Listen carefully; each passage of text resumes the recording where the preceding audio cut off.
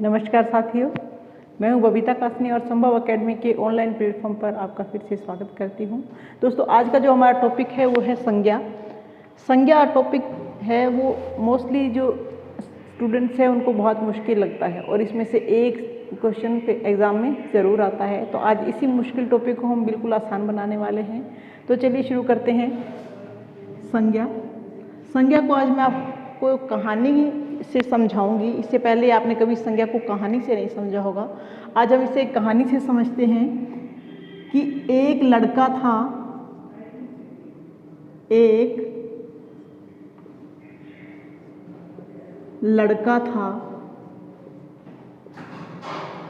उसका नाम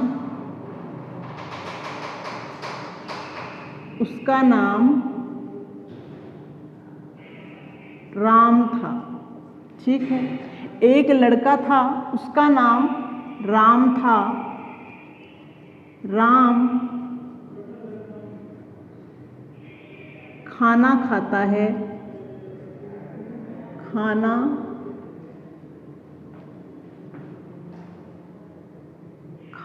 खाता था। राम क्या करता था? खाना खाता था तथा स्कूल जाता था। कहाँ जाता था? स्कूल जाता था।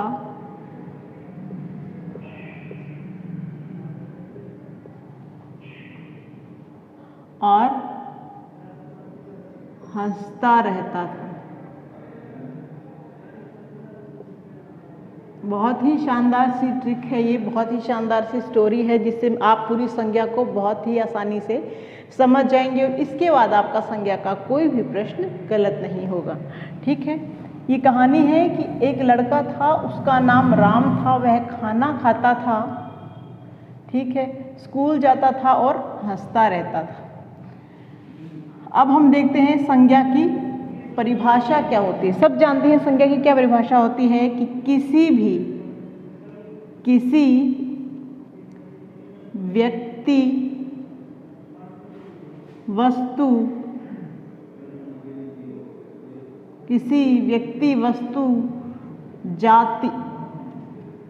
जाति व स्थान के नाम को, किसके नाम को? स्थान के नाम को संज्ञा कहते हैं। ठीक है, किसी व्यक्ति, वस्तु, जाति और स्थान के नाम को संज्ञा कहते हैं। ये इसकी परिभाषा है। किसकी परिभाषा है ये? संज्ञा की परिभाषा है। संज्ञा केवल 4 शब्दों पे टिकी होती है: व्यक्ति, वस्तु, जाति और स्थान। इन चारों के ऊपर संज्ञा टिकी होती है। अगर आपको इनको छांटना आ गया, इनके बारे में आपको पता चल जाता है, तो आपका संज्ञा का कोई भी प्रश्न गलत नहीं होगा। आप संज्ञा को कभी भी नहीं भूलेंगे। ठीक है, तो संज्ञा 4 शब्दों पर निर्भर करती है: व्यक्ति, वस्तु, जाति और स्थान। अब वापस इस कहानी पर चलते हैं हम। एक लड़का था, उसका नाम राम था। वह क्या करता था? खाना खाता था, स्कूल जाता था और हंसता था। अब हम इसमें देखते हैं कि एक लड़का था, तो लड़का क्या है? जाति है। ठीक है, एक लड़का था, लड़का जाति है। अगर लड़के के अंदर हम स्पेशल किसी का नाम लेते हैं तब वो जाति नहीं होता, लेकिन अगर हम सिर्फ लड़का या लड़की बोलते हैं, लड़का या लड़की बोलते हैं, तो वो जाति होती है। अगर इसी को मैं बोलूं राम, इसी को बोलूं मैं सीता, तो ये क्या है? संज्ञा कौन सी? व्यक्तिवाचक संज्ञा है। और ये कौन सी है? जातिवाचक संज्ञा है। ठीक है, तो ये लड़का है, तो ये क्या है? जाति है।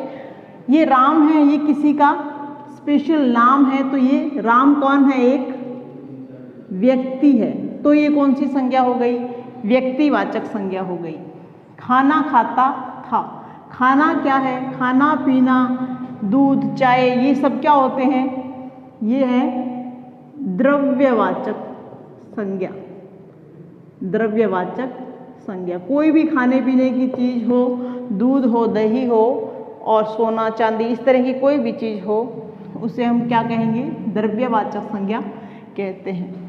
इसके बाद आता है कि वह स्कूल जाता था। कहाँ जाता था? स्कूल जाता था। तो स्कूल है, स्कूल में बहुत से लोग होते हैं, बहुत से लोगों का समूह होता है, तो ये कौन सी? समूहवाचक। कौन सी संज्ञा है? समूहवाचक संज्ञा है। ठीक है, समूहवाचक संज्ञा है। इसके बाद है हंसता रहता था। तो हंसना क्या है? उसका भाव है। क्या है? भाव है। तो कौन सी संज्ञा हो गई? भाववाचक संज्ञा।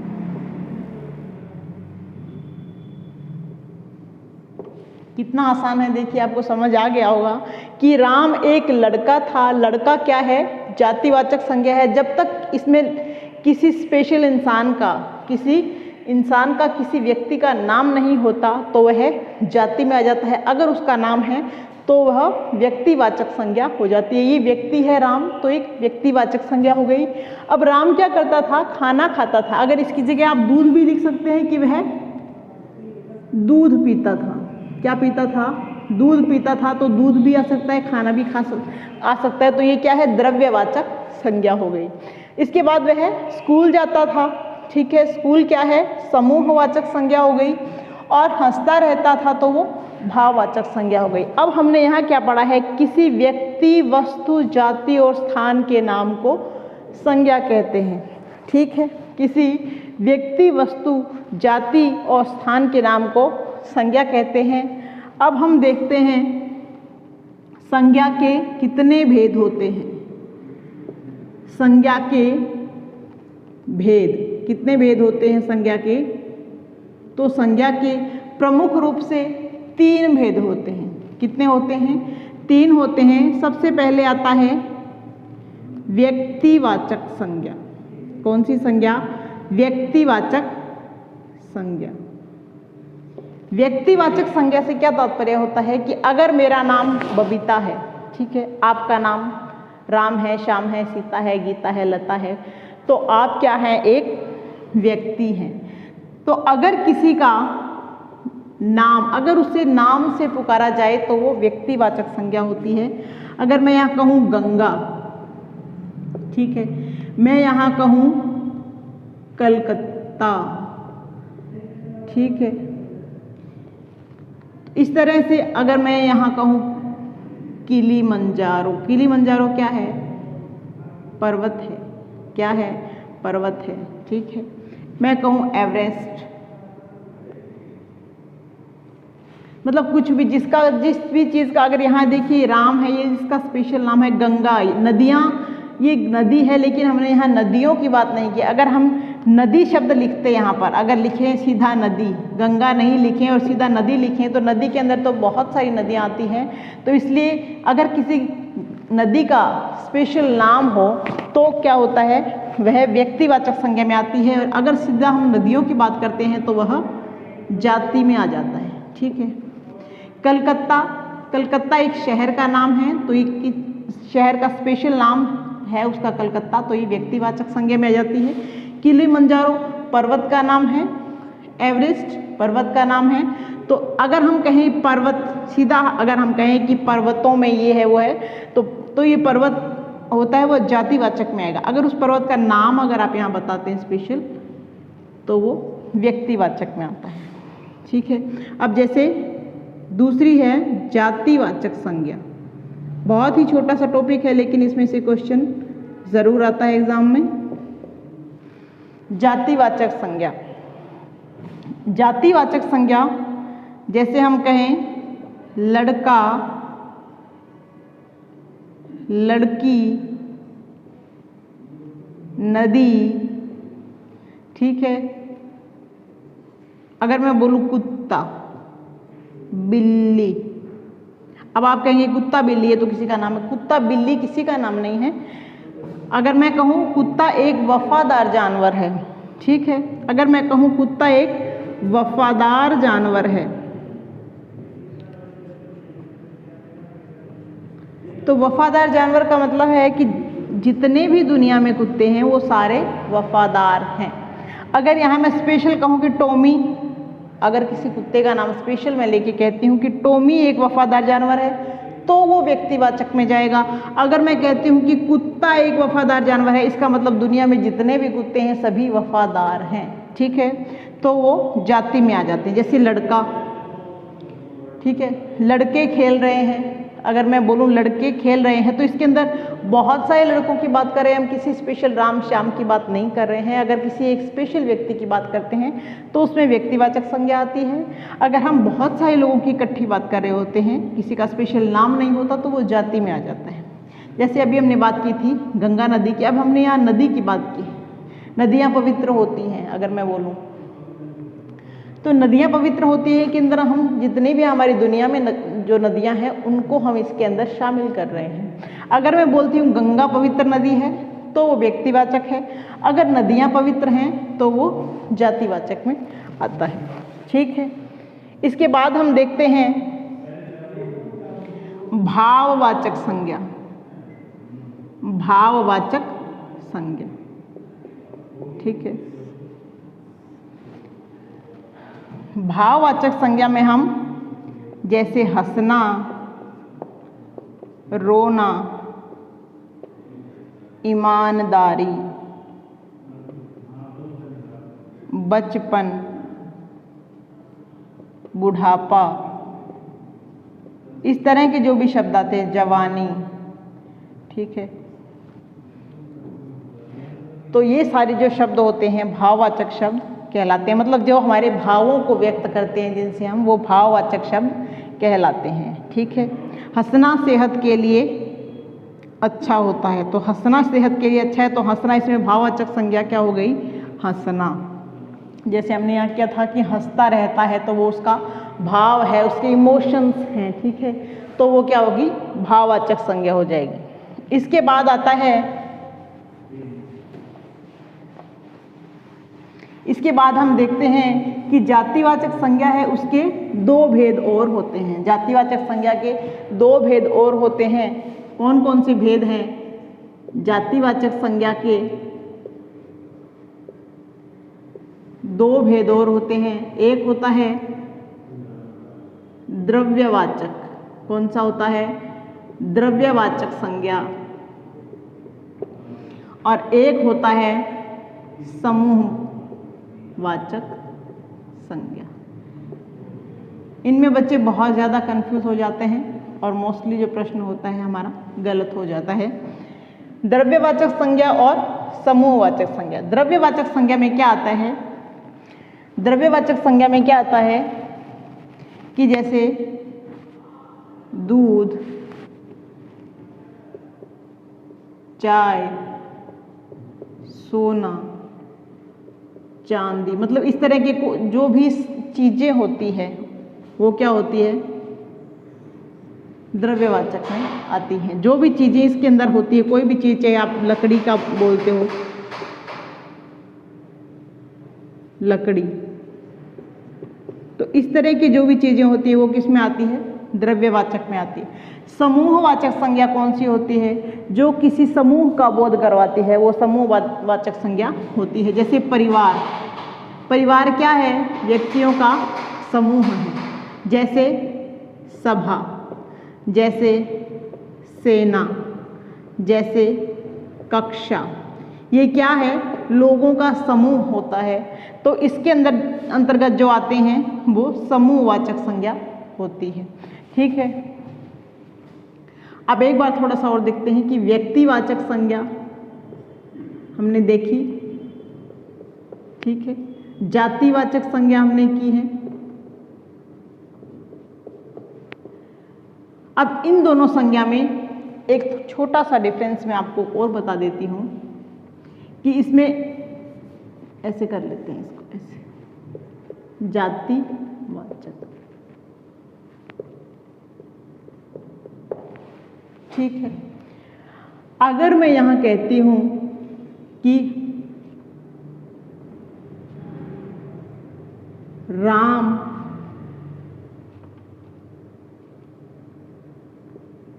आज भी गांव जाता है, ठीक है, या राम गांव जाता है, ये इतना ही कर सकते हैं हम, राम गांव जाता है। ठीक है, अब इसके अंदर मैंने क्या कहा है, राम गांव जाता है। और यही बात अगर मैं इधर लिख देती हूँ, उसको जातिवाचक में लिखें तो कैसे लिखेंगे कि आज भी देश में राम जिंदा है। ठीक है, अब देखिए इन दोनों में क्या डिफरेंस है। अब मैंने यहाँ भी राम लिखा है और यहाँ भी राम लिखा है, इन्हीं में हम कंफ्यूज हो जाते हैं कि राम गांव जाता है, तो ये हम किसी स्पेशल व्यक्ति के लिए कह रहे हैं कि राम गांव जाता है। ठीक है, तो ये राम कौन है, व्यक्ति है, तो ये किसी स्पेशल व्यक्ति के लिए है कि राम गांव जाता है। अब मैंने इसमें भी राम लिखा है, आज भी देश में राम जिंदा है। राम क्या थे, राम एक राजा थे। ठीक है, और एक बहुत ही महान व्यक्तित्व था। ठीक है, राम का जो व्यक्तित्व था बहुत ही महान, बहुत ही अच्छे राजा के रूप में उन्हें जाना जाता है। तो देश में राम जिंदा है का मतलब क्या है कि राम देश में अभी भी कैसे लोग, अच्छे लोग जिंदा हैं। ठीक है, देश में कैसे लोग जिंदा हैं, अच्छे लोग जिंदा हैं, मतलब देश में आज भी राम जिंदा है। अब अगर मैं लिखूं कि विभीषण एक कलाकार है। ठीक है, और दूसरी तरफ मैं लिखूं कि देश में विभीषणों की कमी नहीं है। ठीक है, तो अब देखिए यहाँ मैंने लिखा है कि विभीषण एक कलाकार है, तो फिर ये व्यक्तिवाचक हो गया। ठीक है, और यहाँ मैंने लिखा कि देश में विभीषणों की कमी नहीं है, मतलब अच्छे इंसानों की कमी नहीं है, क्योंकि विभीषण भी बहुत अच्छे थे, तो देश में क्या है, अच्छे इंसानों की कमी नहीं है। तो ये विभीषण यहाँ फिर व्यक्तिवाचक संज्ञा में नहीं आएगा, ये विभीषण यहाँ पर जातिवाचक संज्ञा में आएगा, क्योंकि बहुवचन में हो जाता है। जब ये बहुवचन में है तो इसे इसका एक विशेष मीनिंग निकल रहा है, लेकिन जब ये एक वचन में है तो ये एक व्यक्ति के लिए बात हो रही है। इसके अलावा स्थान के बारे में अगर हम बात करते हैं तो कोई भी स्थान का अगर नाम हो तो वो स्थान में काउंट होता है। ठीक है, और वो भी व्यक्तिवाचक संज्ञा ही होती है। ठीक है, व्यक्तिवाचक संज्ञा में क्या क्या आता है, व्यक्तिवाचक संज्ञा में स्थान का नाम भी व्यक्तिवाचक संज्ञा में आएगा। ठीक है, और वस्तु का नाम भी और व्यक्ति का नाम भी व्यक्तिवाचक संज्ञा में आता है। ठीक है, और इसके अलावा जो भी आता है जातिवाचक संज्ञा में, हमने देख लिया कि जाति के अंदर जब एक नाम से पूरी जाति का बोध होता है, जैसे कुत्ता एक वफादार जानवर है, आप बोल सकते हो गाय हमारी माता है, तो सिर्फ वो एक गाय के लिए नहीं है, दुनिया में जितनी भी गाय हैं उनको सभी को माता के रूप में हमने मान्यता दी है, माता के रूप में उन्हें माना है। तो गाय हमारी माता है, तो जितनी भी गाय हैं वो हमारी माता के स्वरूप हैं। ठीक है, अब जैसे मैं लिखूं कि महात्मा